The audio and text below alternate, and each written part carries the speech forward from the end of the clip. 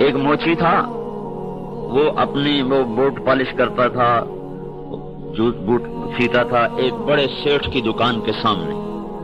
کبھی اس کو پانی پینا ہوتا تو سیٹھ صاحب کی دکان میں چلا جاتا. تو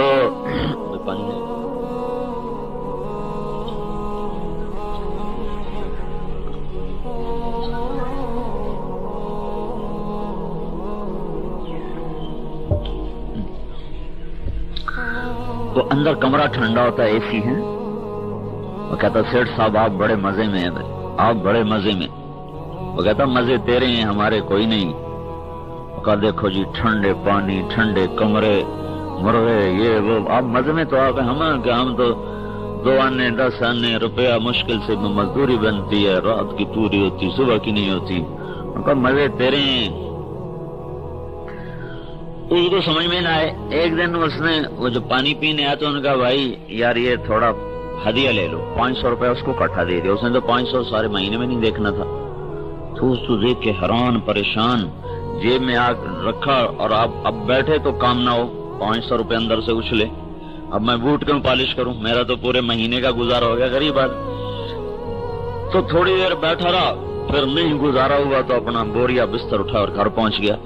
بیوی نے کہا جلدی کیسے آ گئے؟ کہ بس آج طبیعت ذرا ٹھیک نہیں تھی. اب اس کو بھی نہیں بتا رہا کہ 500 روپے، غریب کو سوچو نا، غریب کو. تو اب بے چان کہاں رکھوں یہ پیسے، کہاں رکھوں؟ ایک گھڑے میں رکھے. اب اس کے پاس سیب تھے. تھوڑی دیر کے بعد خیال ہے گھڑے میں کسی نے ہاتھ ڈالا تو پھر کیا ہوگا. پھر اٹھا کے جیب میں ڈالی. پھر سوچ کہاں رکھوں؟ کہ فلاں صندوق میں رکھتا ہوں. اس میں رکھے تو پھر خیال آیا کسی نے کھول کے دیکھ لیا تو پھر کیا بنے گا. پھر اٹھا کے پھر جیب میں ڈال لیا. پھر بیٹھ کہاں رکھوں. میں شام ہو گئی. ان کا ایک پوٹلی میں رکھے. پوٹلی کوئی کھول کے دیکھ لی تو اس میں کسی نے اٹھا لیا تو پھر کیا بنے، پھر جیب میں ڈال لیے. اب 4 روپے پہ پڑا بھائی اللہ یہ پیسہ کہاں رکھوں. رات کو میں سو گیا، کسی چور نے آ کے میری جیب سے نکال لیا، پھر کیا بنے گا. کسی اور میں کہیں گر گیا تو پھر کیا بنے گا. ساری رات جاگتا رہا. وہ پیسہ اس کو سونے ہی نہ دے. صبح آنکھیں لال، اب جلدی سے صبح اٹھا، اپنی آ کے کھاری اٹھائی اور بچھائی. جب سیٹھ صاحب آئے تو کہنے لگا سیٹھ صاحب یہ اپنے پیسے واپس لے لو، میری تو ساری رات نیند ہی حرام ہو گئی. ان کا تیری صرف 500 پہ حرام ہو گئی، تو سو جا، ہمارے پاس جو ہے ہماری نیند کیسے حلال ہو سکتی ہے. تو قیمتی چیز تو آدمی کو ذرا پریشان کرتی ہے نا. تو اب یہ 10 روپے کی 5 روپے کی پین ہے ادھر پھینک دو. 1 کروڑ روپے کا جب قلم ہوگا تو وہ رکھنے والا کیسے احتیاط سے رکھے گا. چیز کی قیمت جب بڑھتی ہے تو اس چیز کی قدر بڑھ جاتی ہے. تو اللہ نے آپ کی کیا قیمت لگائی ہے، کبھی سوچو تو صحیح. اللہ یوں کہہ رہا ہے کہ میں تمہاری جان اور مال کا خریدار ہوں. پہلے اپنی عزت دیکھو، اللہ تمہیں خریدنے آ رہا ہے. تو لاہور میں ہمارے دوست ہیں NM سٹور والے ہیں، تو وہ اس میں بڑے فخر سے بتایا کرتے ہیں کہ ہم سے نواز شریف صاحب خریداری کرنے خود آیا کرتے. یہ اس کو ہمیشہ فخر سے بیان کرتے کہ میری دکان پر وزیر اعظم خود خریداری کے لیے آتے تھے. جب آتے تھے تو ہم ان کے لیے ساری دکان خالی کر دیتے تھے، سب گاہکوں کو نکال دیتے تھے. تو اللہ تم سے خریدنے آ رہا ہے، کبھی سوچا ہے؟ ان اللہ اشترى من المؤمنین انفسهم واموالهم. مردان کی مومن عورتوں، مردان کے ایمان والے مردوں، اور میں تم سے کچھ خریدنا چاہتا ہوں، سودا دو گے مجھے؟ یا اللہ کیا خریدنا ہے؟ کہ تمہاری جان تمہارے مال کا خریدار ہوں. کیا دو گے میرے مولا؟ بِأَنَّ لَهُمُ الْجَنَّةَ. بالجنہ نہیں کہا، بِأَنَّ لَهُمُ الْجَنَّةَ. جب کسی چیز کی قیمت ایک دم زیادہ لگا دو تو اگلے کو اعتبار نہیں آتا. کتنی زیادہ کیسے اعتبار نہیں آتا کہ مذاق نہ کر رہا ہو، مذاق نہ کر رہا ہو. ایک دم جب بڑھ جائے قیمت تو اگلا یا حیران ہو جاتا ہے یا ویسے مر جاتا ہے. ایک آدمی کا وہ نکل آیا، وہ لاٹری نکل آئی، تو وہ اس کو وہ ڈاکیے کو اس نے کہا، اس ماسٹر نے بھی اس کو بتاؤ تمہاری لاٹری نکلی ہے 10 لاکھ کی، لیکن وہ غریب آدمی اس کو ایک دم نہ بتانا بیچارہ کہ اس کا کوئی اور اس کو نقصان نہ ہو جائے، آہستہ آہستہ بتانا اس کو. کہا جی اچھا. تو اس کے پاس آیا کہ جناب آپ کا 50,000 کا انعام نکلے، مجھے کیا دو گے؟ کہا جی آپ کو 1000 روپے آپ کو انعام دوں گا. کہ اگر آپ کا 1 لاکھ نکلے تو پھر کیا دو گے؟ کہا تو میں 5000 دوں گا. کہ اگر تمہارا 5 लाख निकले फिर क्या दोगे? कहा तुम्हें 10,000 दूंगा। कहा तुम्हारा 7 लाख निकले फिर क्या दोगे? कहा तुम्हें 50,000 दूंगा। उन्होंने कहा जब मजाक कर रहा है। उनका तुम्हारा 10 लाख निकले तो फिर क्या दोगे? उनका आधा तेरा आधा मेरा, तो डाकिया मर गया धुल।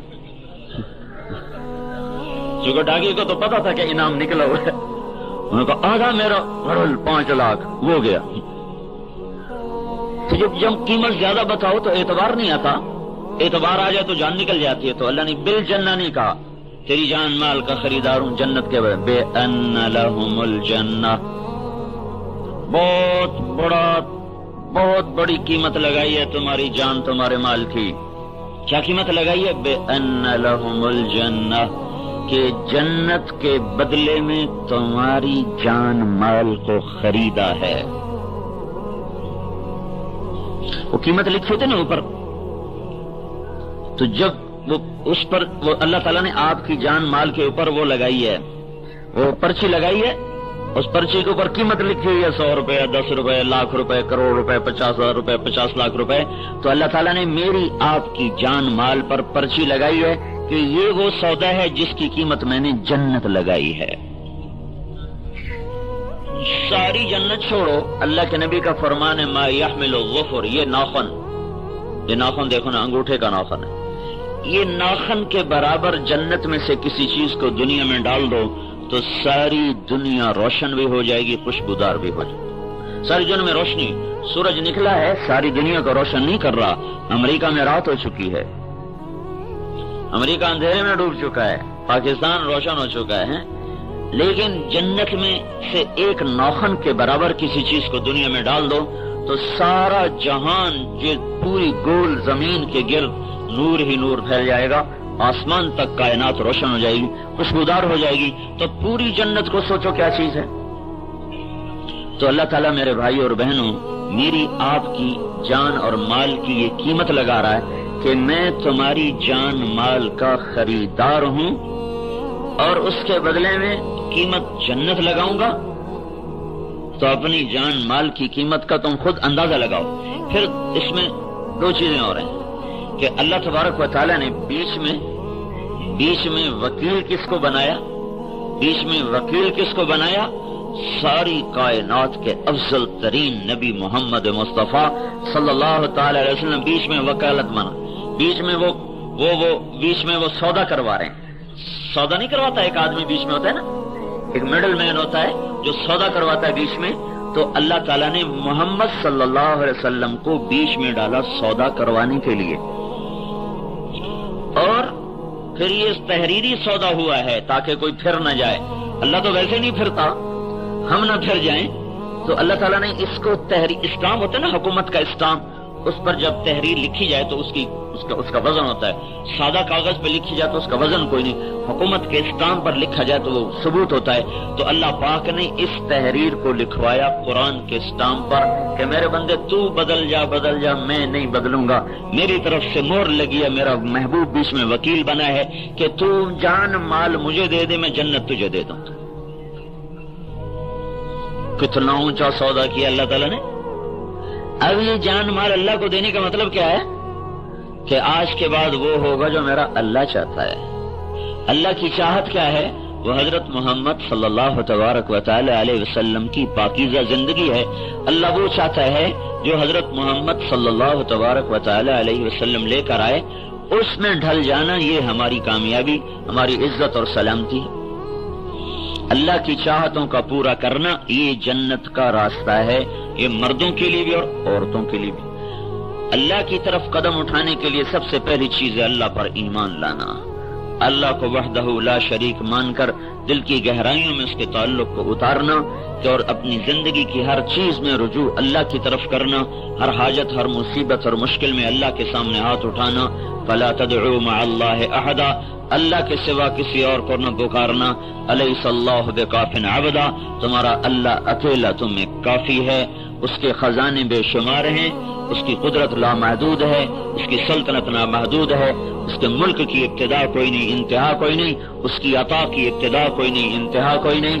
وہ اپنے خزانوں میں سے سب کچھ تمہیں دے دے تمہارا چاہا تو بھی ایک قطرے کے برابر کمی کوئی نہیں۔ لہذا فاعلم انہ لا الہ الا اللہ، سب سے پہلا علم یہ ہے کہ یہ دل کی گہرائیوں سے بولو کہ اللہ سب کچھ ہے، اللہ کا سب کچھ ہے، میں کچھ نہیں ہوں، میرا کچھ نہیں ہے۔ لا، یہ جو کہتے ہیں نا لا لا لا الہ لا الہ لا الہ، یہ لا ایک تلوار کی طرح ہے، اوپر سے آ رہی ہے، تلوار ہے نا، جیسے چھری سے گوشت کٹتا ہے، چھری سے گوشت کٹتا ہے اور آرے سے لکڑی کٹتی ہے، ایسے ہی اوپر سے لا کی تلوار چل رہی ہے، اور اللہ کو چھوڑ کر اس نے جو رکھا ہے نا اوپر، اپنے وار کیا ہے نا میرے رب نے، تو عرش سے لے کر تحت الثری تک ہر چیز کو اللہ پاک نے کاٹ کے رکھ دیا کہ لا لا لا لا لا، کوئی کچھ نہیں، کسی کا کچھ نہیں، کوئی کچھ نہیں، کسی کا کچھ نہیں۔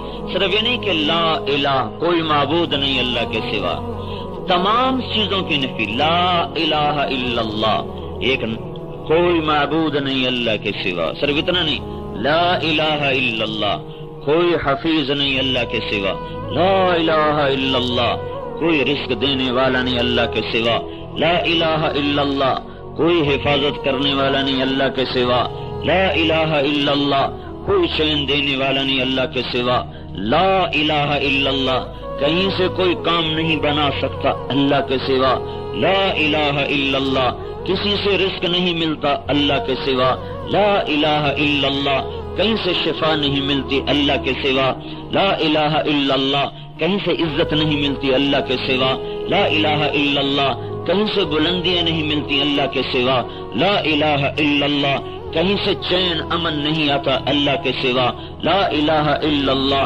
کہیں سے محبتیں نہیں ملتی اللہ کے سوا، لا الہ الا اللہ، کوئی نہیں نیچے کر سکتا اللہ کے سوا، لا الہ الا اللہ، کوئی زندگی نہیں دے سکتا اللہ کے سوا، لا الہ الا اللہ، کوئی موت نہیں دے سکتا اللہ کے سوا، لا الہ الا اللہ، کوئی مردے کو کھڑا نہیں کر سکتا اللہ کے سوا، لا الہ الا اللہ، ہر ایک سے لا لا لا لا، جیسے چھری کاٹ رہی ہے، کاٹ رہی دھاگے کاٹ رہی، ادھر سے ادھر سے ادھر سے، ہر چیز سے کٹ کر ابراہیم کا نعرہ لگاؤ، انی وجہت وجہی للذی فطر السماوات والارض حنیفا وما انا من المشرکین، میں نے سب سے منہ موڑا، میں نے سب سے مکھ موڑا، میں نے سب سے ناتا توڑا، اور میں رقدن الی اللہ من غیر ذات الا التقى وعمل المعاد، میں سب سے کٹا، میں اللہ سے جڑا، میں نے سب کو چھوڑا، میں نے اللہ کو پکڑا، میری سب سے کٹی میری اللہ سے جڑی، لیتک تحلو والایام مریرۃ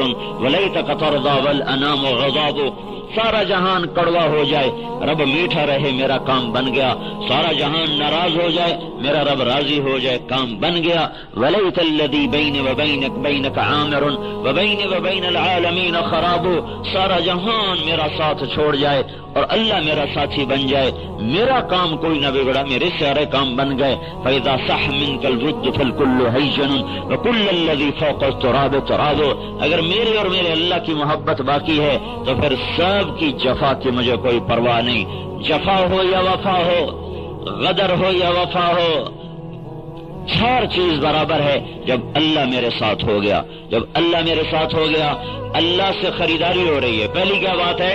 اللہ نے جان لے دی، مان لے لیا، اب کیا کرو کا اندر میں میرا ایمان پیدا کرو کہ اللہ سب کچھ، اللہ کا سب کچھ، کوئی کچھ نہیں، کسی کا کچھ نہیں، چاہتوں سے کرتا ہے، یمسسک اللہ بضر فلا کاشف لہ الا ہو، وہ روکے تو کوئی دے نہیں سکتا، وَإِن يُرِدْكَ بِخَيْرٍ فَلَا رَادَّ لِفَضْلِهِ، اور وہ دے دے تو کوئی روک نہیں سکتا۔ بھڑکتی آگ ہے، لپکتے شعلے ہیں، اڑتی ہوئی چنگاریاں ہیں، سارا بابل انتظار میں ہے، یہ گیا ابراہیم، یہ اس کو پھینکا گیا توپ کے ذریعے سے، اس زمانے کی دیسی توپ، اور یہ اس کے ہاتھ بھی بندھے ہوئے ہیں، پاؤں بھی بندھے ہوئے ہیں، ننگے بدن ہے، یہ جا رہا ہے جا رہا ہے جا رہا ہے جا رہا ہے، یہ آگ کے اوپر آیا، اب سب کی نظریں لگ چکی، ابھی جلا، اب اس کی ہائے نکلے گی، اب اس کی چیخ نکلے گی، اور یہ انگاروں پر گرنے سے پہلے پہلے اس کا جسم ابل جائے گا اور آبلے پڑ جائیں گے، اور پھر انگاروں پر گرتے ہی ایک دم گوشت کی بدبو پھیل جائے گی، ہڈیاں چٹک جائیں گی، گوشت راکھ بن جائے گا، ہڈیاں راکھ بن جائیں گی، پھر ہم نعرہ لگائیں گے کہ ہم سے بڑا کوئی نہیں ہے۔ اس انتظار میں مرد بھی دیکھ رہے، عورتیں بھی دیکھ رہی، بچے بھی دیکھ رہے، نمرود بھی تخت شاہی پر اپنے محل کی بالکونی میں کھڑا ہوا دیکھ رہا ہے کہ بس ہو گیا کام، ہو گیا کام، آگ جلاتی ہے، آگ جلاتی ہے، اور میرے رب نے کہا فرأيتم النار التي تورون أأنتم أنشأتم شجرتها أم نحن المنشئون نحن جعلناها تذكرة ومتاعا للمقوين فسبح باسم ربك العظيم۔ یہ آگ تمہاری پیدا کردہ ہے، یہ تمہارے رب کی پیدا کردہ ہے، آگ تم نے بنائی، تمہارے اللہ نے بنائی، آگ تیرے امر سے جلاتی، تیرے رب کے امر سے جلاتی ہے، چونکہ اللہ سامنے نہیں، جلنا سامنے ہے، اللہ سامنے نہیں، بھڑکنا سامنے ہے، اس کی قدرت آگ کے اندر کام کر رہی، جلاؤ جلاؤ جلاؤ، جو اپنی قدرت کو واپس لے گا وہ ٹھنڈی۔ اب سارے دیکھ رہے، وہ گیا وہ گیا وہ گیا وہ گیا، اب جلا، اب ایک دم آنکھیں پھٹ گئیں، ایک دم آنکھیں پھٹ گئیں اور سناٹا طاری ہو گیا، اور کیا دیکھ رہے ہیں کہ آگ ایک دم، آگ نے رنگت بدلی، وہ سرخ اور سیاہ سے سفید ہو گئی، تاکہ سارا جہان دیکھ لے کہ اللہ کون ہے، اللہ کیا ہے، اللہ کون ہے، اللہ کیا ہے، اللہ اللہ ہے۔ اللہ کی قسم ہم بڑے جاہل لوگ، ہم بڑے پڑھے لکھے لوگ ہیں جی، ہاں ہم نے دنیا پڑھی ہے، لیکن ہم بڑے جاہل لوگ ہیں، ہم نے اللہ کو نہیں جانا، ہم نے اللہ کو نہیں جانا، اللہ کو نہیں جانا، اللہ کو نہیں پہچانا، ہائے ہائے اللہ کو نہیں پہچانا۔ علم باج کرے فقیری، کافر مرے دیوانہ ہو۔ ارے اللہ کی پہچان کے بغیر بھی کبھی کسی نے کوئی سفر طے کیا، کوئی منزل تک پہنچا؟ ایک دم آگ سفید ہو گئی، شفاف، اور ابراہیم علیہ السلام آگ میں گر نہیں رہے، الٹے نہیں جا رہے، سیدھے نہیں جا رہے، کلا بازیاں کھاتے نہیں جا رہے، بلکہ آگ نے یوں تھاما جیسے ماں بچے کو ہاتھوں پہ تھامتی ہے، اور جا کر آرام سے انگاروں پر بٹھا دیا۔ دیکھنے والوں نے دیکھا، سننے والوں نے سن نہ سکے، سننے والے سن نہ سکے کہ ایک اوپر سے پیغام آیا، ایک آواز آئی جو صرف آگ نے سنی، کسی نے نہیں سنی، یا نار کونی بردا وسلاما علی ابراہیم، یا نار، اے آگ، چونکہ یا نارو تھا، یا نار اے آگ، الف لام نہیں تھا نا، ساری دنیا کی آگ کو جیسے خطاب ہو گیا۔ تو ایک حدیث میں آتا جب اللہ نے کہا یا نار کونی بردن و سلاما، ساری دنیا کی آگ 3 دن کے لیے ٹھنڈی ہو گئی تھی، 3 دن تک کسی جگہ چولہا نہیں جل سکا۔ ایک روایت میں نے پڑھا کہ اللہ تعالیٰ نے فرمایا اگر تو نے ابراہیم کو تکلیف پہنچائی تو جو واپس جہنم کی آگ میں پھینک دوں گا۔ 3 دن تک دنیا میں آگ نہ جل سکی، اور نار ابراہیم میں ابراہیم علیہ السلام 40 دن آرام سے بیٹھے ہوئے، ایک امر آیا کونی بردن، بردن کہنا تھا کہ ابراہیم کانپنے لگے، اتنی تیزی سے اس کی تعمیل ہوئی، وسلامن، سلامتی کا حکم آیا تو معتدل ہو گئی، اور ایک دم اوپر سے جبریل آئے، پر مارا پانی کا چشمہ، پر مارا انار کا درخت، اور جوڑا پہنایا، جنت سے جوڑا لا کے پہنایا۔ وہ جوڑا یہ وہی جوڑا ہے جو یوسف علیہ السلام نے دیا تھا کہ جاؤ جاؤ یہ میرا کرتا میرے باپ کی آنکھوں پہ لگانا، وہ ٹھیک ہو جائے گا۔ تو یہ وہی کرتا تھا جس کو لے کر جب چلے یوسف علیہ السلام کے بھائی مصر سے نکلے ہی تھے کہ یعقوب کہنے لگے انی لاجد ریح یوسف لولا ان تفندون، اگر مجھے پاگل نہ سمجھو تو یوسف کی خوشبو آ رہی ہے، ہاں گلوں میں رنگ بھرے باد نو بہار چلے، آج کہیں سے یار کی خوشبو آ رہی ہے۔ تو وہ کہنے لگے تاللہ انک لفی ضلالک القدیم، تو وہ پرانی اپنی باتوں پر آیا با اور مر کھپ گیا، لیکن وہ آئے، وہ قمیص یہ وہی قمیص ہے جو جبریل نے آ کر ابراہیم علیہ السلام کو پہنائی تھی آگ کے ڈھیر پر۔ ساری دنیا کی کیمسٹری کا علم فیل ہو گیا، کیمسٹری، بایو کیمسٹری، کیمسٹری کا علم یہ کہتا ہے کہ آگ اور گوشت کے ملنے پر کیمیکل ریئیکشن ہو کر گوشت کو جلنا چاہیے، ہڈیوں کو جلنا چاہیے. میرا اللہ کہتا ہے نہیں جلنے دوں گا، جلا کے دکھاؤ. نہیں کرنے دوں گا، کر کے دکھاؤ. کر کے رہوں گا، روک کے دکھاؤ. فرعون کی چھری چل رہی ہے، فرعون موسیٰ کو ذبح کرو، موسیٰ کو ذبح کرو، موسیٰ کو ذبح کرو. اللہ نے کہا کر کے دکھاؤں گا. تیری گود میں بدبخت، تیری گود میں اے بدبخت اسے پال کے دکھاؤں گا. اور موسیٰ سے کہہ دیا اِنَّا رَادُّوهُ إِلَيْكَ وَجَاعِلُوهُ مِنَ الْمُرْسَلِينَ، غم نہ کرنا، واپس لاؤں گا، تیری گود میں بٹھاؤں گا تجھے، اس کو نبی بناؤں گا، تو دیکھ لے گی تیرا بیٹا نبی ہوگا. کرنے پر آ جائے روکے کون؟ روک لے تو کرے کون؟ بھائی اللہ کو منا لو، اللہ کو منا لو. اللہ سے ساتھ پہلی بات ہے اللہ. دیکھو یہ بارش، ابھی میں وہاں تھا تو بارش ہو رہی تھی تو مجھے وہ حدیث یاد آئی کہ موسیٰ علیہ السلام نے اللہ تعالیٰ سے پوچھا یا اللہ تیرے ناراض ہونے کی نشانی کیا ہے؟ تو اللہ تعالیٰ نے فرمایا میرے ناراض ہونے کی پہلی نشانی یہ ہے کہ بارشیں بے وقت ہوتی ہیں. امطر علیہم ابان حصادہم، میں اس وقت بارش کرتا ہوں جب کھیتی کٹنے کو تیار ہو چکی ہوتی.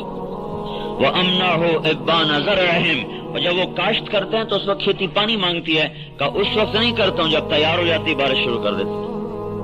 تو وہاں بارش ہو رہی تھی تو مجھے یہ حدیث یاد آ رہی تھی کہ اللہ نے فرمایا جب میں ناراض ہوتا ہوں تو امطر علیہم ابان حصادہم.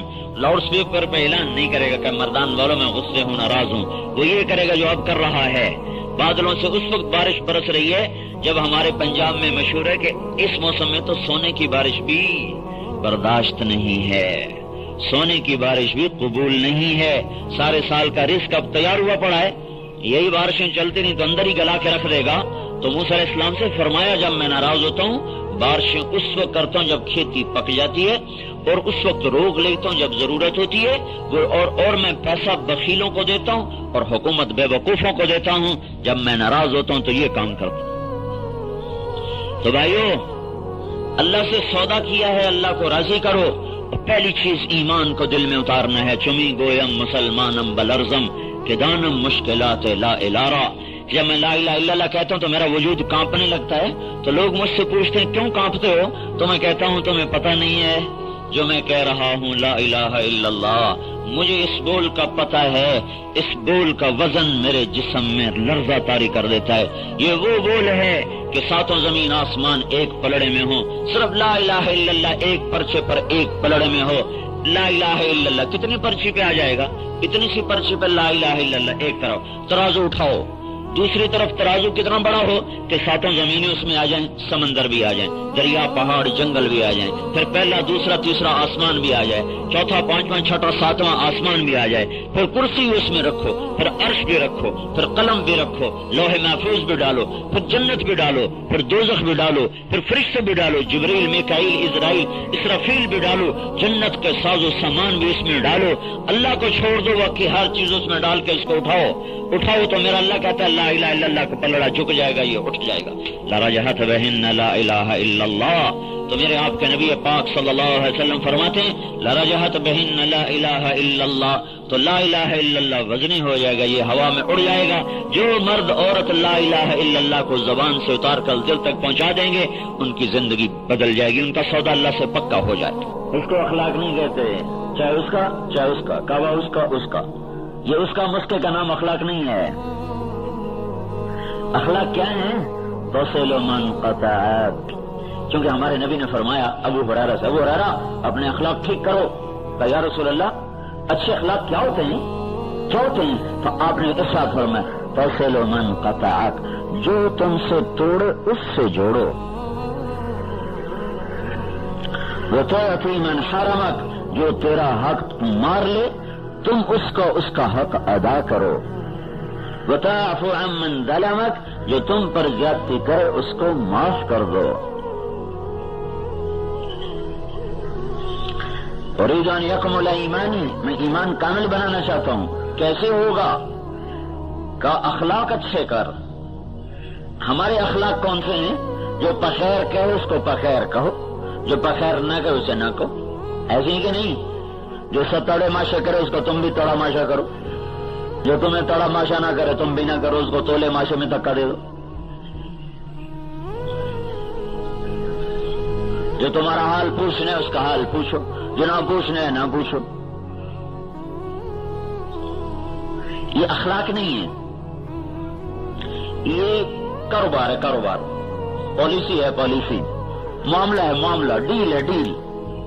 جس نے سلام کیا ہم نے سلام کیا، جس نے نہیں کیا ہم نے کوئی نہیں کیا، جو میں پوچھنے ہم پوچھنے چلے گئے، جو نہیں آیا ہم نہیں گئے۔ اخلاق اس سے عالی درجہ بتایا جا رہا، تصل من قطعک وتعطی من حرمک وتعفو عن من ظلمک، توڑنے والے سے جوڑو۔ سنو بتا دوں، 100 نفل پڑھنے آسان ہے، جو منہ موڑ کے گزر جائے اس کو سلام کرنا مشکل ہے۔ 1 سال پیدل سفر کروا لو، نفس کرے گا۔ جو حال پوچھنے نہیں آتا نا، اس کا حال پوچھنے 2 قدم نہیں جائے گا چل کے۔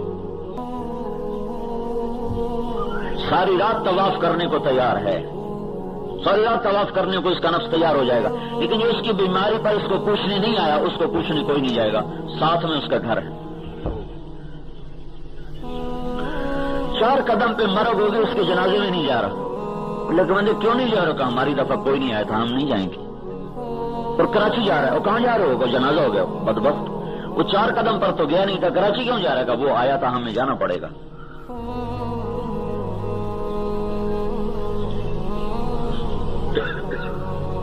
تو یہ اخلاق نہیں ہے جو ہمارے چل رہے ہیں۔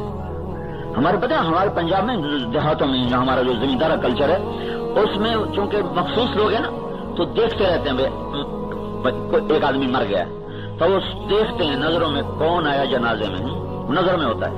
اس میں بڑا حافظہ ان کو یاد وہ آتا ہے، یا سنا کا جی یاد ہی نہیں ہوتی، حافظہ کمزور ہے۔ یہ سارا یاد ہے، فلاں موقع پر اس نے ہمارے ساتھ یہ کیا تھا، فلاں موقع پر یہ کیا تھا، یہ کہا تھا، وہ کہا تھا۔ جو جنازے میں آئے گا، ان کا کوئی مرے گا تو اس کے جنازے میں جائیں گے۔ جو جنازے سے اگلے دن آئے گا نا، تو یہ اگر گھر میں موجود بھی ہوں گے نا، تو اس کے جنازے میں نہیں جائیں گے، اگلے دن جائیں گے۔ اتنا حساب کتاب رکھتے ہیں۔ ہمارے ہاں مثال ہے، قدموں کے قدم، قدموں کے قدم، جو آئے وہاں جاؤ، قدم کے قدم، جو قدم اٹھا کے آئے تم بھی قدم اٹھا کے جاؤ، جو نہ آئے نہ جاؤ۔ یہ اسلام کا اخلاق نہیں ہے، یہ انسانی، یہ مسلمان کے اخلاق نہیں، یہ مومن کے اخلاق نہیں ہے، یہ ہمارے رواجی اخلاق ہے، رواجی اخلاق۔ تصل من قطعک، توڑنے والے سے جوڑو، تعطی من حرمک، چھیننے والے کو دو۔ اندازہ لگاؤ، 20 سال ہو گئے تھے قریش مکہ کو لڑتے ہوئے۔ خندق کی لڑائی میں کتنی تکلیف آئی اللہ کے نبی کو، اور خندق کے بعد مکے میں قحط پڑا تو اللہ کے نبی نے مدینے سے غلہ بھیجا، مدینے سے پیسے بھیجے، 300 دینار ابو سفیان کو بھیجے، جو اوت میں لشکر کا سردار اور خندق میں لشکر کا سردار بن کے آ رہا تھا، اس کو بھیجے کہ مکے والوں میں قحط آ گیا، کھلا دو۔ تو ابو سفیان کہنے لگا قربان جاؤں محمد کے، ہم اس کو قتل کرنے کے چکر میں، وہ ہمیں روٹی کھلانے کے چکر۔ تمہارا نبی تو کافروں کے ساتھ یہ کرے اور ہم سگے بھائی سے بات نہ کریں۔ سگا بھائی، ماں باپ سے اخلاق اچھے نہیں ہیں۔ جس ماں نے جنا اس سے سیدھے منہ بات نہیں، جس باپ نے ساری زندگی دھکے کھائے اس سے سیدھے منہ بات کرنے کو تیار نہیں ہے۔ جس ماں کا پیٹ سیر گیا، چھاتیاں لٹک گئیں دودھ پلا پلا کے، اور ناخن میں بدبو رچ گئی، اس کا پیشاب اور پخانہ دھو کے، اور رو رو کے آنکھیں سوج گئی اس کی بیماری پر، اس کے دکھ پر، اس کی تکلیف پر، ساری رات جاگ کے پہرے دیے، ساری رات لے کر اس کو ہسپتال میں بیٹھے رہے۔ جب یہ جوان ہوا تو ماں کوئی بکواس کرنے پر آ گیا، باپ کوئی دھکا دینے پر آ گیا۔ اس لیے اللہ کے نبی کا فرمان ہے، ہر گناہ کی سزا موت کے بعد ہے، ماں باپ کے نافرمان کی سزا مرنے سے پہلے بھی ہے، مرنے کے بعد بھی ہے۔ موت سے پہلے ماں باپ کا ناف، اگر دیکھو توبہ پر ہر شے معاف ہو جاتی، چاہے مر گئے ہوں پھر بھی توبہ کر لے، ان کے لیے ایصال ثواب شروع کر دے تو بھی اللہ معاف کرے گا۔ لیکن یہ ایسی نحوست ہے، امام بخاری نے ایک روایت نقل کی ہے کہ ایک گاؤں سے کچھ جو روایت کرنے والے ایک گاؤں سے گزرے، عصر کی نماز پر ایک قبر پھٹی، اس میں سے ایک شخص نکلا، اس کا سر گدھے کا تھا، اور وہ زور سے 3 دفعہ اس نے آواز لگائی، پھر قبر کے اندر غائب ہو گیا۔ تو انہوں نے پوچھا یہ کیا ماجرا ہے، یہ کون ہے؟ کہا یہ شخص شرابی تھا، جب یہ شراب پیتا اس کی ماں کہتی نہ پیا کر، تو ماں کو کہتا تو ایسے گدھے کی طرح بولتی رہتی ہے، جب سے یہ مرا ہے روزانہ قبر پھٹتی ہے، یہ نکلتا ہے، اور 3 دفعہ یہ آواز، اس کا چہرہ گدھے کی طرح ہے، اور 3 دفعہ شور مچا کے قبر میں غائب ہو جاتا ہے۔ اخلاق او بھائیو اخلاق، معاف کرنا، درگزر کرنا، چھوٹا بن جانا، اس کا سب سے بڑا حقدار تمہارے ماں باپ ہیں، تمہارے بھائی ہیں، تمہاری بہنیں ہیں، تمہاری بیوی ہے، بیوی کے لیے خامند ہے، بچے ہیں، ماں باپ ہیں، دوست احباب کی بات ہیں۔ تو سب سے بہترین مسلمان اور سب سے کامل ایمان کی چوٹیوں کو سر کرنے والا وہ ہے جس کے اخلاق عمدہ ہوں، جس کا بول میٹھا ہو، جو درگزر کرنا جانتا ہو۔ اللہ نے تبلیغ کے لیے بھی یہ کہا ہے 2 گنے اخلاق پیدا کرو پھر جا کے تبلیغ کرو، 2 حصے اخلاق ہو، 1 حصہ تبلیغ ہو، پھر تبلیغ کا کام چلے گا، ورنہ نہ اللہ قبول کرے گا نہ لوگ قبول کریں گے۔ خذ العفو وأمر بالعرف وأعرض عن المشرکین، خذ العفو اخلاق ہیں، وأعرض عن المشرکین اخلاق ہیں، اس کے بیچ میں فرما رہے ہیں وأمر بالعرف، خذ العفو، اے میرے نبی، اور خطاب عام ہے، خذ العفو، کیا کرو؟ معافی کو پکڑ لو، معافی کو پکڑ لو۔ معافی کوئی پکڑنے کی چیز ہے؟ معافی تو جذبہ ہے، معافی تو جذبہ ہے، اور وہ پکڑنے کی تو چیز نہیں، لیکن اس کو ایک شکل دے کر اللہ کا جیسے کسی چیز کو پکڑا جاتا ہے نا اور وہ مضبوط ہاتھ میں آ جاتی ہے، اس سے تعبیر کیا جا رہا خذ العفو، پکڑ لو، پکڑ لو۔ دیکھو میں تمہیں کیا سمجھاؤں، عربی کے یہ اگر کوئی طلبہ علماء بیٹھا ان کے لیے کہ جب تک آدمی لغت کی سے مناسبت پیدا نہیں کرے گا، قرآن کا خوبصورت جو اس کا حسن کلام اور حسن تعبیر ہے اس سے آدمی بیگانہ رہے گا۔ محاورے سے بیگانگی آدمی کو کہاں سے کہاں پہنچا دیتی۔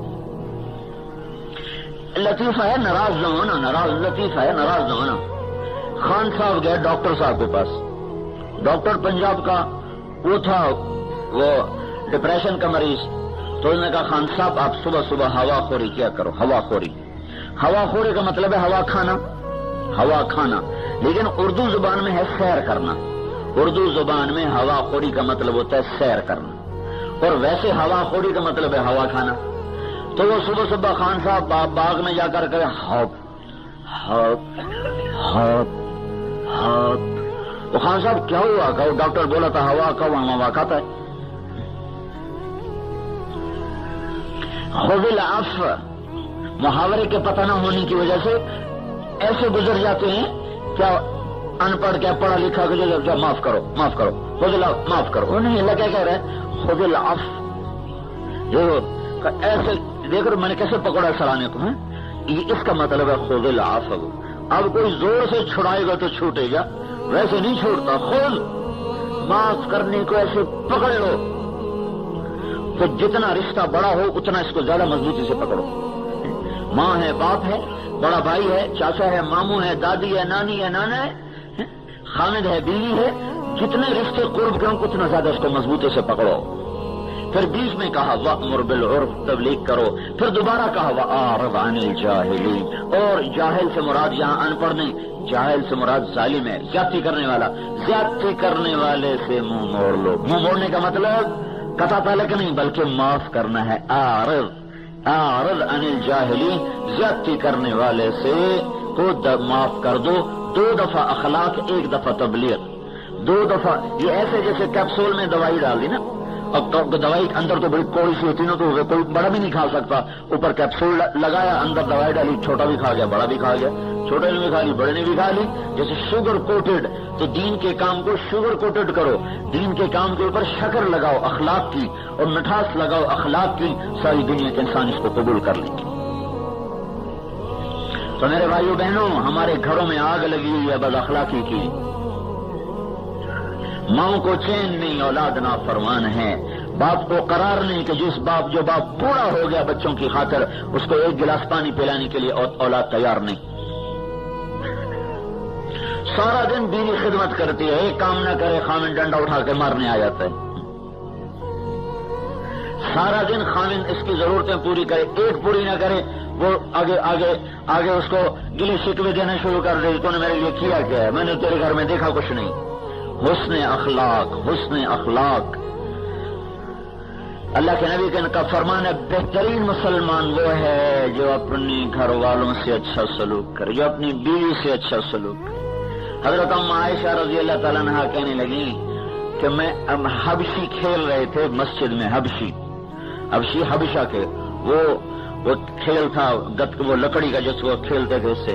تو میں نے کہا یا رسول اللہ میں نے یہ دیکھنا ہے. تو سن رہے ہو یا رسول اللہ میں نے یہ دیکھنا ہے. تو آپ نے کہا اچھا آ جاؤ میرے ساتھ. تو آپ دروازے میں کھڑے ہو گئے، پردے آپ نے اپنے جسم کو پردہ بنا لیا، اور حضرت عائشہ رضی اللہ تعالیٰ عنہا آپ کے کندھے کے ساتھ لگ گئیں، اور ایسے کندھے پر تھوڑی رکھ کر اور تھوڑی سی اوٹ کر کے تو آپ نے دیکھنا شروع کیا. اور حضرت ام عائشہ فرماتی ہیں جب تک میں نہیں ہٹی اللہ کے نبی کھڑے مجھے دکھاتے رہے. تم تو بیویوں کو تالے لگا کے چلے جاتے.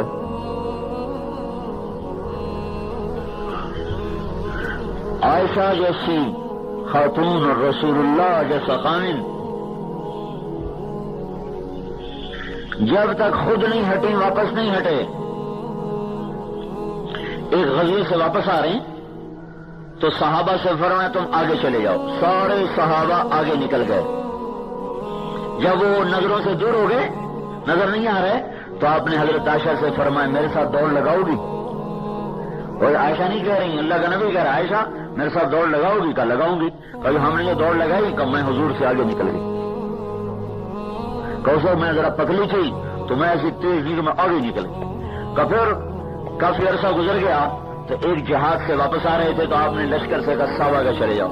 وہ سارے آگے چلے گئے یہاں تک کہ نظروں سے دور ہو گئے. پھر آپ نے کہا عائشہ دوڑ لگاؤ گی؟ میں نے کہا لگاؤں گی. تو اس میں ذرا موٹی ہو گئی تھی، دوڑ لگائی تو ہمارے نبی آگے نکل گئے، میں پیچھے رہ گئی. تو کہا دیکھ لے پھر آج ہم نے بدلہ لے لیا ہے.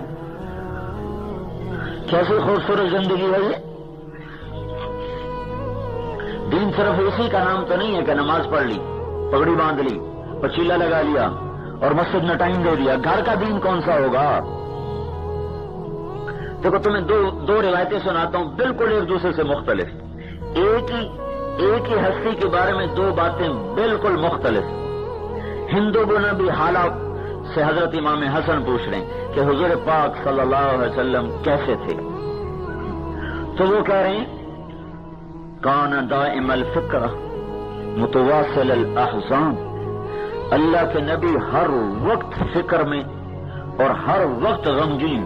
یہ ہند بن ابی حالہ کی روایت، صحیح روایت کہ امام حسن پوچھ رہے ہیں کہ ماموں ہند بن ابی حالہ، ہند یہ حضرت خدیجہ کے بیٹے ہیں. ابو حالہ پہلے خامن، دوسرے خامن جو تھے نا حالہ، اس کے بیٹے ہیں، اس لیے ان کو ماموں کہا کرتے تھے امام حسن حسین وغیرہ. تو وہ فرمایا کہ اللہ کے رسول کیسے تھے؟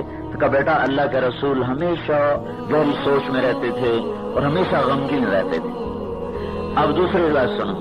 حضرت عائشہ رضی اللہ تعالیٰ عنہا سے ایک خاتون پوچھ رہی ہیں کہ اللہ کے نبی گھر میں کیسے تھے؟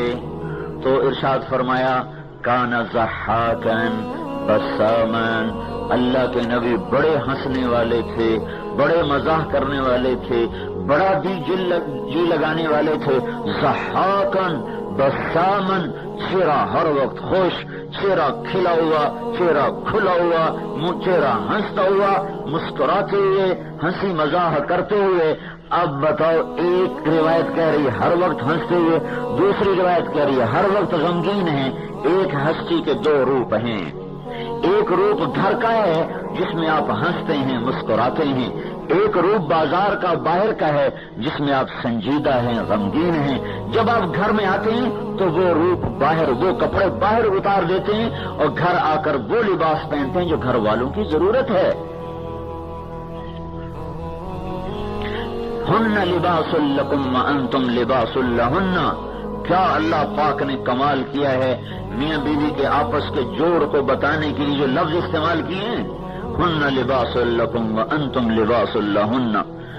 انتہا یعنی اس کو اچھی طرح تعبیر کرنے کے لیے اردو زبان میں زور لگانا پڑے گا، زور جو میرے پاس ہے نہیں. ہن لباس لکم وانتم لباس لہن.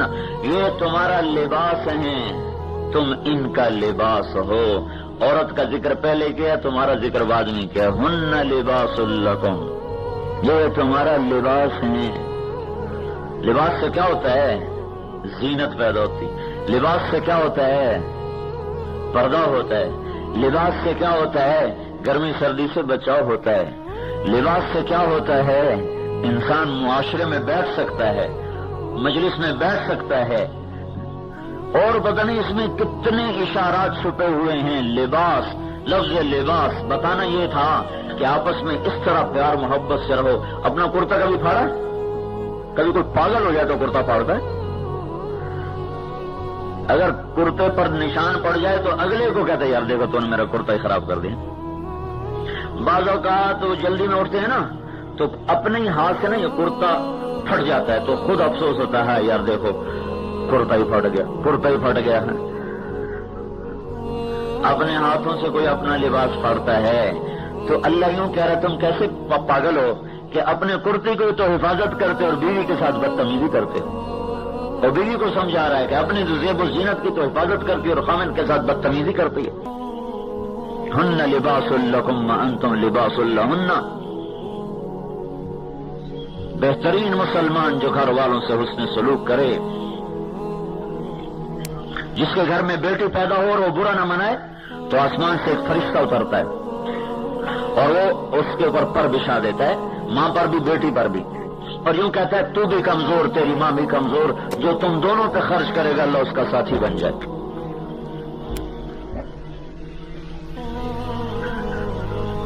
جس کو اللہ تبارک و تعالیٰ نے 2 بہنیں دی اور اسے ان کی شادی کر کے ان کو گھر پہنچا دیا، اس کے بعد بھی ان کا خیال رکھتا رہا تو اس پہ جنت واجب ہو گئی. جس کو اللہ نے 2 بیٹیاں دی اور ان کی شادی کر کے ان کو رخصت کیا، ان کا پورا خیال رکھا، مر گیا، اس پر جنت واجب ہو گئی. جس کو اللہ نے 1 بیٹی دی، اس کی شادی کر دی اور اس کو پروان چڑھایا، پرورش کی، شادی کی، اس کو گھر پہنچایا، آپ نے وہ اور میں جنت میں یوں اکٹھے ہو گئے. جس کی بیٹی اجڑ کر باپ کے گھر میں واپس آ گئی تو اس پہ اگر باپ خرچ کرتا ہے تو دنیا کا سب سے افضل ترین صدقہ وہ ہے جو باپ اس بیٹی پر خرچ کرتا ہے. ہر نوعیت میں اللہ تعالیٰ نے عورت کو کس طرح اجاگر کیا ہے. تو بہترین مسلمان وہ بتائے جو اپنے گھر والوں سے اچھا سلوک، جو ان کی کمی پر کو برداشت کرے. عربوں میں دستور تھا عورتوں کو مارتے تھے، پھر ایسا خوار کرتے تھے اور 10 شادیاں، 20 شادیاں، جب چاہا طلاق دے دی، طلاق کے بعد پھر چاہا واپس کر لیا اور طلاق دے کے بیچ میں کھڑا کر دیا، بالکل خوار کا. تو اسلام نے آ کر حدود 3 طلاق کے بعد اگر دوبارہ قدم اٹھایا تو تیرا پر عورت حرام ہو چکی ہے. یہ عورت کی عزت نفس ہے، یہ عورت کی عزت نفس ہے کہ تو 3 دفعہ اس کو کہہ چکا ہے اب یہ تیرے قریب نہیں آ سکتی. جاؤ اپنی اس غلطی پر خود بیٹھ کے اگر آنسو بہاؤ، اللہ نے حق دیا. پھر چونکہ اسلام معاشرت تو آہستہ آہستہ معاشرت تو مدینے میں جا کے بنی ہے تو پھر عورتیں آ کر شکایت کی یا رسول اللہ ہمیں مارتے ہیں ہمارے خامن. پھر آپ نے ایک دفعہ سب کو سخت ڈانٹا اس بات پر کہ تمہیں کیا ہو گیا، تم ایسی بدتمیزی کرتے ہو کہ ان کو مارنے لگ جاتے جو تمہارے لیے سب کچھ اپنا قربان کر کے رکھ دیتی. پھر قرآن نے عورت کی وراثت پہلے بیان کی، مرد کی بعد میں بیان کی. تو وراثت کا کھا جانا تو ہلاکت و بربادی ہے. ہمارے یہاں بھی ایسا ہوتا ہے کہ ساری جائیداد نا بیٹوں کے نام لگا دیتے، شروع سے بیٹوں کے نام لگا دیتے تاکہ موت پر بیٹیوں کو جھگڑا ہی کوئی نہ ہو. جو لوگ یہ کر رہے ہیں میں نے ان کو بڑا خوار ہوتے دیکھا ہے. میں تمہیں کیا بتاؤں، ہمارے علاقے کا بڑا زمیندار 500-600 ایکڑ کا مالک، اور اس نے 1945-46 میں جو گھر بنایا تھا اس پر 1 لاکھ روپیہ لگایا تھا. اس وقت 1 لاکھ روپے اس نے ساری جائیداد بیٹوں کے نام کر دی، بیٹیوں کو نہیں دیا. جب بیٹے بڑے ہو گئے تو انہوں نے باپ کو گھر سے نکال دیا. پھر باپ نے کہاں زندگی گزاری، اس گھوڑوں کا بڑا شوقین تھا. وہ گھوڑوں کا استبل صاف کروا کے زندگی کے 15 سال استبل میں گزارے، ٹھیک ٹھاک کر کے تھوڑی سی گزاری کی زمین اپنے لیے اس نے رکھی ہوئی تھی، استبل میں زندگی گزاری. استبل میں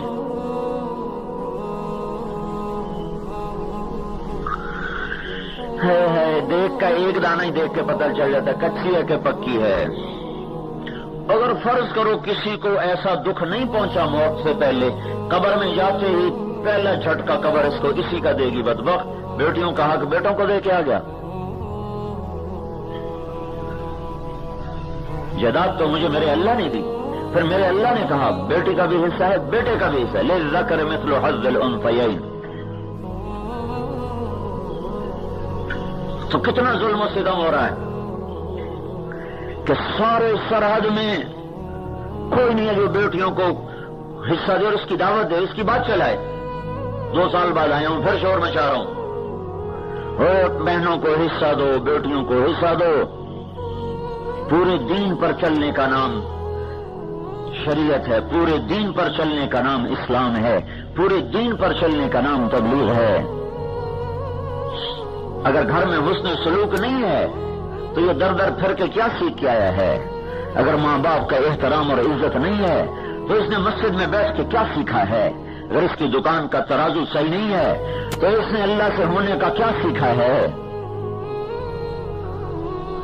من غش فلیس منا, من غش فلیس منا, جس نے دھوکہ دیا میری امت سے خارج ہو گیا.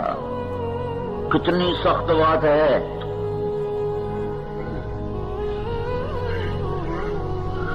تو میرے بھائیو, حضرت محمد صلی اللہ تبارک و تعالی علیہ وسلم پاک زندگی لے کر آئے جس میں ایمان کا کمال کیا ہے؟ حسن خلقک یکمل ایمانک, اخلاق بلند کر ایمان کامل ہو جائے گا. پھر عورتوں کو سمجھایا. ایک عورت نے آ کر کہا یا رسول اللہ میرے خامند کا میرے اوپر کیا حق ہے؟ تو آپ نے فرمایا تیرا خامند سر سے پاؤں تک زخمی ہو چکا ہو, اس کے زخموں میں پیپ پڑ چکا ہو, تو اپنی زبان سے چاٹ چاٹ کے اس کے زخم صاف کرے, پھر بھی تو اپنے خامند کا حق ادا نہیں کر سکے. اولاد کو سمجھایا, ہاں بھائی سب سے بہترین خرچ کون سا ہے؟ آپ نے فرمایا بولو, وہ خرچ بتاؤ جو اللہ کے راستے میں بھی خرچ کرنے سے زیادہ اجر رکھتا ہو. صحابہ نے کہا جی آپ کو پتا, ہمیں نہیں پتا. تو اللہ کے راستے میں خرچ کرو نا تو 1 روپے پر 7 لاکھ روپے کا اجر ملتا ہے. 1 پر 7 لاکھ. تو اللہ کے نبی نے فرمایا بیٹا جب اپنے ماں باپ پہ خرچ کرتا ہے تو اس کو اس سے بھی زیادہ اجر ملتا ہے. بیٹا جب ماں باپ پہ خرچ کرتا. ہمارے ماں باپ تو مر گئے ہیں, تمہارے زندہ ہیں تو یہ قدر کر لو.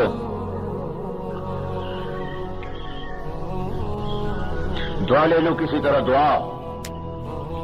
سسر بھی باپ ہوتا ہے, ساس بھی ماں ہوتی ہے, ان کو بھی وہی عزت و احترام دو. عجیب بات ہے, اپنے ماں باپ کی خدمت کرواتے ہیں اور بیوی کے ماں باپ کو ذلیل کرتے ہیں. کہتے میری ماں کے آگے اف نہ کر, میرے باپ کے آگے چو نہ کر, اور خود اپنے سسر کو آنکھیں دکھاتا جیسے دشمن کھڑو. بیٹی اپنے ہاتھوں سے روانہ کر, اسی سے ٹکر لیے.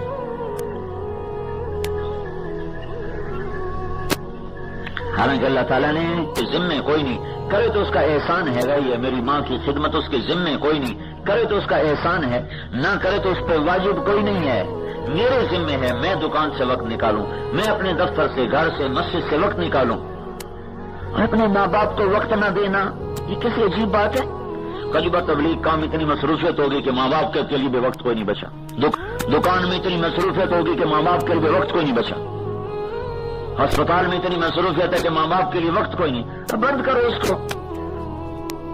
موسیٰ علیہ السلام نے پوچھا یا اللہ میرا جرا ساتھی کون ہے؟ اللہ نے کہا فلاں کا جنت کا ساتھی. موسیٰ علیہ السلام حیران ہوئے, کسائی میرا ساتھی کیسے بن گئے؟ بازار میں چلے گئے, دیکھا کسائی اپنا گوشت بیچ رہا ہے. وہ شام ہوئی تو اس نے گوشت کا ٹکڑا اٹھایا اور چل پڑا. موسیٰ علیہ السلام کہنے لگے تیرے ساتھ آ جاؤں؟ کہنے لگا آ جاؤ. اس کو نہیں پتا یہ موسیٰ ہے. گھر گیا, وہ گوشت کا ٹکڑا اس نے صاف کیا, پکایا, پھر آٹا گوندا روٹی پکائی. تھے بیوی موجود ہے, کام سارے خود کر رہا ہے. آٹا گوندا, روٹی پکائی, سالن پکایا. پھر بوڑھی عورت بیٹھی تو اس کو کندھا دے کے بٹھایا, پھر نوالے بنا کے اسے کھلایا, پھر اس کا منہ صاف کیا, دعا دی. وہ اس کو لٹا دیا. تو موسیٰ علیہ السلام نے پوچھا یہ کون ہے؟ تو اس نے کہا کہ یہ میری ماں ہے, میں صبح خود اس کی ساری خدمت کر کے جاتا ہوں اور شام کو آ کر خود اس کی خدمت کرتا ہوں. بیوی کو نہیں کہا کہ تو روٹی کھلا, تو سالن کھلا, خود آ کے کرتا ہوں اس کی خدمت ساری, پھر اب جا کے اپنے بچوں کا کام دیکھوں گا. تو موسیٰ علیہ السلام نے کیا کہہ رہی تھی؟ کچھ کہہ رہی تھی جب تو اس کو لٹا رہا تھا. وہ کہنے لگا یہ باجی ماں جو ہوئی, ماں جو ہوئی ہے, ماں جو ہوئی پاگل. جب اس کی خدمت کرتا ہوں تو مجھے دیتی اللہ تجھے موسیٰ کا جنت میں ساتھی بناتا. میں کہاں اور موسیٰ کہاں ہے, میں کہاں اور موسیٰ کہاں. بھائیو مجھ سے تو یہ چھین گئی ہے دولت, تم میں سے کسی کے پاس ہے تو ضائع نہ کرنا.